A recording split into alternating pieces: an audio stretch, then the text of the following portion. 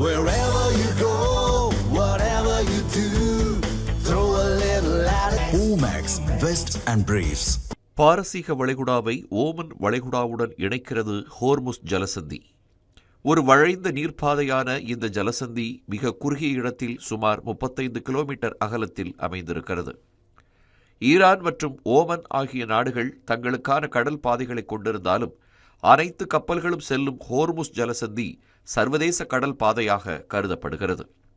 Iran கட்டுப்பாட்டில் உள்ள இந்த ஜலசந்தியின் வழியாகவே உலகின் 20% எண்ணெய் வர்த்தகம் நடக்கின்றது.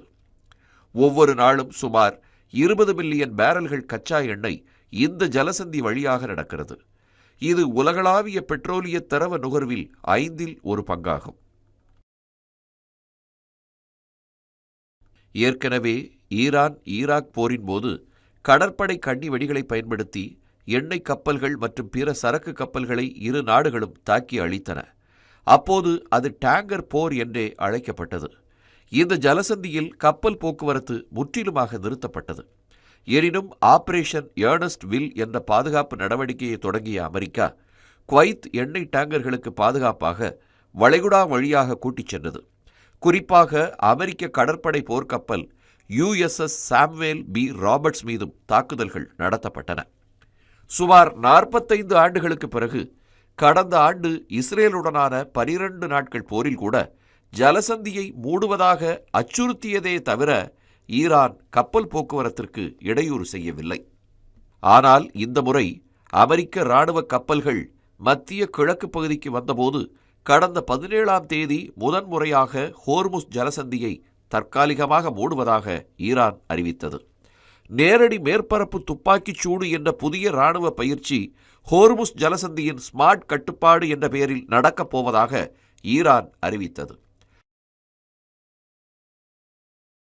தொடர்ந்து ஈரான் மீது அமெரிக்காவும் இஸ்ரேலும் போர் தொடங்கியதும் முதல் வேலையாக ஹோர்முஸ் ஜலசந்தியை ஈரான் மூடிவிட்டது.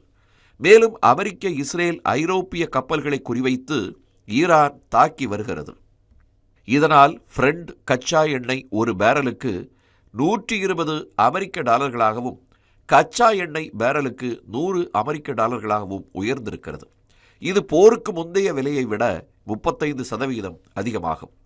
முதல் நாள் போரில் கொல்லப்பட்ட ஈரானின் 2வது உச்ச தலைவர் அயதுல்லா அலி கமேனியின் மகனான மொஜிபா கொமேனி புதிய உச்ச தலைவராக நியமிக்கப்பட்டதும் ஹோர்முஸ் ஜலசந்தி மூடப்பட்டிருக்கும் என்று உறுதியாக தெரிவித்துள்ளார். இதனால் உலகளாவிய எரிசக்தி சந்தையும் வளைகுடா எண்ணெய் ஏற்றுமதியை சார்ந்திருக்கும் நாட்டின் பொருளாதாரங்களும் வெகுவாக பாதிக்கப்பட்டுள்ளன. ஹோர்முஸ் ஜலசந்தியை மீண்டும் திறப்பதற்கு ராஜதந்திர பேச்சுவார்த்தைகளில் ஈடுபடுவது, இராணுவ தாக்குதல்களை தீவிரப்படுத்துவது, ஈரானுக்கு 2ஆம் நிலை பொருளாதார தடைகளை அதிகமாக்குவது ஆகிய 3 வழிகள்தான் அமெரிக்காவுக்கு உள்ளன. தொடர்ந்து போர் நடந்து வரும் நிலையில் பேச்சுவார்த்தைக்கு வாய்ப்பு இருப்பதாக தெரியவில்லை. மேலும் ஈரான் முன்வைத்திருக்கும் 3 நிபந்தனைகளை அமெரிக்கா ஏற்றுக்கொள்ளுமா என்றும் தெரியவில்லை. ஐநா பாதுகாப்பு கவுன்சிலிடம் உலகளாவிய எரிசக்தி வர்த்தகத்தை நிரந்தரமாக சீர்குலைப்பதில் தங்களுக்கு எந்த விருப்பமும் இல்லை என்று ஈரானின் ஐநா தூதர் அமீர் சயீத் இரவானி தெரிவித்திருக்கிறார். ஆனால் அமெரிக்காவோ ஹோர்முஸ் ஜலசந்தி திறக்கப்படுவது ஈரானின் நடவடிக்கைகளை பொறுத்தது என்று கூறியிருக்கிறது. அடுத்ததாக எண்ணெய் கப்பல்களுக்கு அமெரிக்க கடற்படை பாதுகாப்பு அளிக்கலாம் என்றாலும் கடற்படை இதுபோன்ற பாதுகாப்பு பணிகளை மேற்கொள்ள இன்னும் தயாராக இல்லை என்று அமெரிக்க எரிசக்தி செயலாளர் கிறிஸ் ரைட் கூறியிருக்கிறார். கப்பலுக்கு பாதுகாப்பு அளிப்பதால் மட்டுமே பாதுகாப்பான ஹோர்முஸ் ஜலசந்தி பாதைக்கு உத்தரவாதத்தை உருவாக்காது என்று கூறப்படுகிறது.